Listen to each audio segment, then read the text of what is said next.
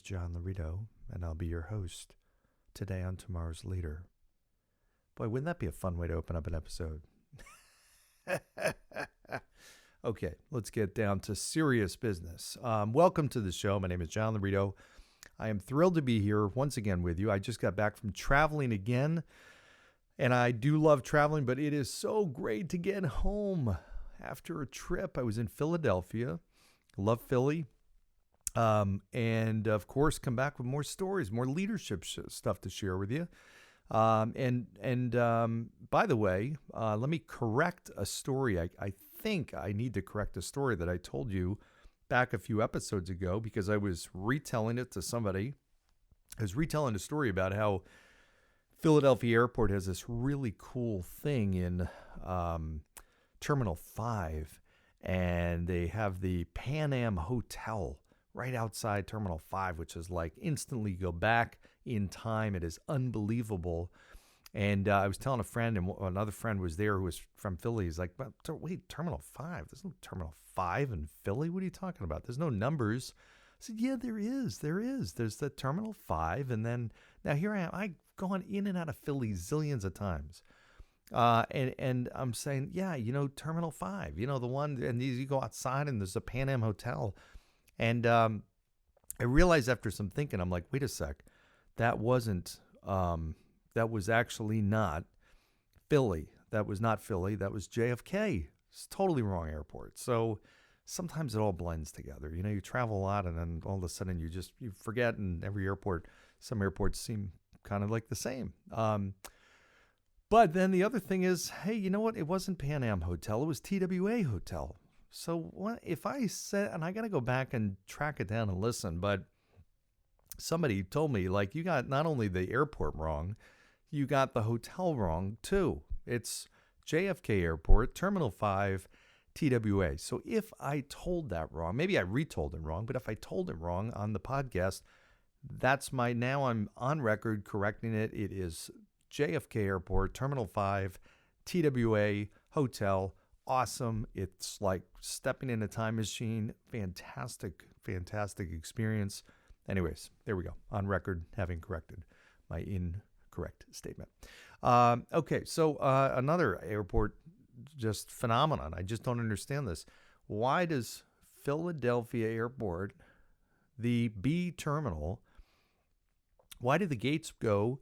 Now I was going to B3, and I'm like, okay, I'm kind of running late for my flight, so thankfully I'm B3 and not B, 43.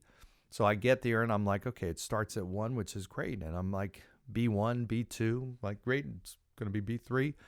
It's not, it's B4. I'm like, okay, I guess B3 will be maybe right after that. It's kind of weird. Sometimes you see that.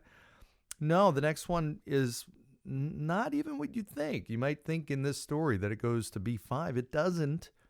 It goes to B6, and then it goes to B3. Now, I sat there for a long time trying to figure out, how does that happen? Like, how do they move the gates? Do they set it up in a way where they say, hey, you know what? I mean, it's not that big of a deal. It's not like it was, 10, 15 out of order, but it was enough. So I was thinking, okay, did I pass it? Did I miss it somehow? I did. I turned around, I looked, I'm like, I didn't pass it.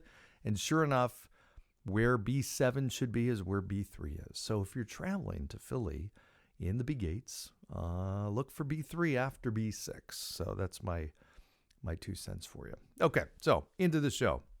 I was talking to a group yesterday about change.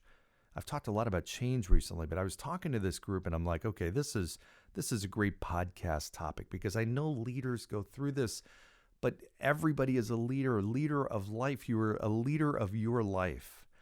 And leadership is all about change. It is all about influencing people, including yourself, to do things that you otherwise would not have done. It's disrupting the current path, which takes a few different things. One, it takes some kind of impetus. Something has to happen that causes you to make the decision to make a change.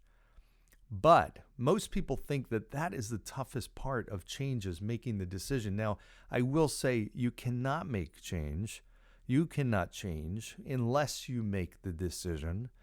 But here's what you have to realize. And if you understand this and realize this and anticipate it and expect it, it's much, much easier to get through change successfully and get through to the other side. Because I will tell you, most of the time at the end of change is this incredible picture that is brighter and more enjoyable and more successful and smoother and less stressful than the one you're in right now. That's why you're embarking on change, whether you're leading an organization through it or whether you're leading yourself through it. But the tough thing is the decision to make the change and start the journey is tough, but it's not nearly as tough as doing the things that you will have to do to go through change. And I'll give you an example. If I sit here and say, hey, I am going on a diet, I'm going to lose 20 pounds in the next 4 months. That's my commitment. I'm going to do it. I don't care. Now, there's a difference between saying it and truly in your mind committing to it. Now, you know the difference. Okay, the difference would be if I'm, on top of a building and I've got a parachute on and I'm saying to myself, okay, I'm going to jump off and I'm going to base jump off this building. It's one thing to say that and even in your mind say it with conviction versus actually deciding that you're going to do it and you're going to jump. Okay, totally different, right? Where you're physically going to do that. So I'm talking about the decision where you have made up your mind you are going to do it. Great.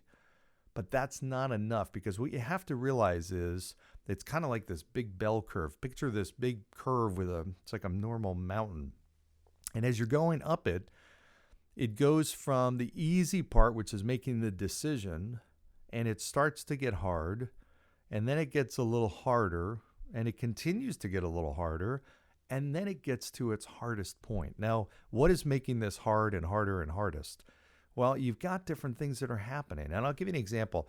I deal with lots of leaders. One of the very challenging things is as they are expanding their business, a critical thing for a leader to do to expand his or her organization is they have to give out responsibility. They have to delegate responsibility.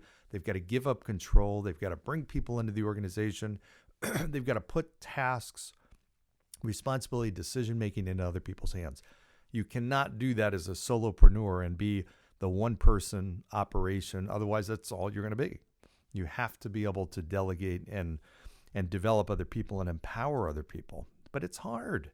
If you're doing something and you're used to doing something and you figured out a way to do it really well, but you shouldn't be doing it because it's not using your talents and your skills the right way, so you're putting it in somebody else's hands, you have to assume there's going to be a lot of bumps in the road, right? You have to know that you're going to hit frustration. You're going to be disappointed. You're going to be annoyed. You may bring somebody in and there's now you're talking so much to this person and going over stuff over and over again. You're retraining them, training them, retraining them. You're fixing mistakes. You're just getting frustrated. They're getting frustrated. They're trying to learn. It's confusing. There's all these kinds of things. And what it's going to do, it's going to challenge you and push you and taunt you and tease you and try to push you into saying, you know what, forget about it. Let me grab this back. Resist the urge. Okay, resist the urge to go backwards. This is the biggest mistake I see people make. They hit into this hard stuff, and yes, it will get harder, and yes, it will get to the hardest point. And they get to those hard and harder points, and they want to turn back because they just say, you know what, it was a lot easier to do this before I delegated. Let me just take this thing back, and I'll do it myself. Forget it. And it's the biggest mistake leaders make. You have to keep going because I will tell you this, you're going to reach a point and it's the pinnacle, the hardest part. And then you know what happens? It doesn't get as hard. It's not as hard. And it's actually easier and easier. And it's less and less hard and less difficult and less obstacles and less frustration and less annoyances and less temptation to want to turn back because you now see the light at the end of the tunnel. And then you get to a point where you're like, all right, this is really working great. And then you get to the point where it's even better than you started, and it keeps getting better and better and better. And again, I don't care what this is. If this is a journey about personal health, If it's a journey about relationships, it's a journey about building an organization. If it's a journey about developing a leader in your organization, whatever that case may be, it will be really hard, but you have to just keep going. Push the full throttle, full force ahead, and you will get through it. And I will promise you it will take less time than you probably thought when you start reaching these obstacles. And once you overcome that hardest point, it will start to get easier and easier and easier. And that journey down the hill, down the back end of the hill where you're going downhill is a lot quicker and easier, of course, than going up it. Going up it's the toughest part. So just, you have to keep that in mind. And our brains are just trained to go back to what we know. Our minds work that way. We just have to retrain our brain because our natural instinct, we have to think through new stuff. We don't have to think through the stuff we're already trained on. If I've got bad habits, my mind just goes right back to that. My natural tendency is to keep doing the bad habit thing. I've got to think through the new habits. I've got to become consciously competent.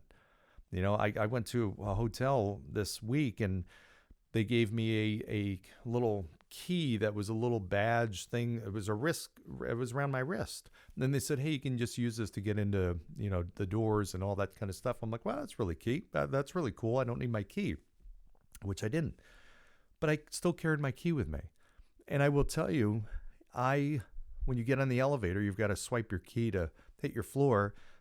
I missed my floor, no exaggeration, at least 3 times on the elevator because I would forget I have this key on my wrist and I'd be fumbling around trying to pull the key out of my pants or my suit jacket. And I missed the floor. And it took me like 2 days to realize, wait a sec, I've got this thing on my wrist. How would I use it? It made my life a lot easier. But I just forgot. My tendency is to go back to this stuff, the old way of doing stuff. I know a key card. I know how to use that. And that's what I'm used to. So, and why would they give me both? I don't know why they gave me both. They shouldn't have. Take out the option of going backwards. They would have done a better job leading me if they didn't give me anything other than the wristband, right? Just take out the old option. Only give the new one. Then you're really going to help somebody accelerate through change. So, great leadership lesson. In any event, I want to share that with you. Quick story, quick little travel story. More travel stories to share, but I'm going to break them up into other episodes. So, a little bit of nuggets there on how to get through the pains of change. Just keep going. Trust me, there is a smooth, nice, comfortable road ahead. You just got to get through the rocky stuff. All right. If this was helpful, let me know. As always, like, share, subscribe, go down below, give a 5-star review, all that kind of good stuff. And I'll see you next time. Thanks.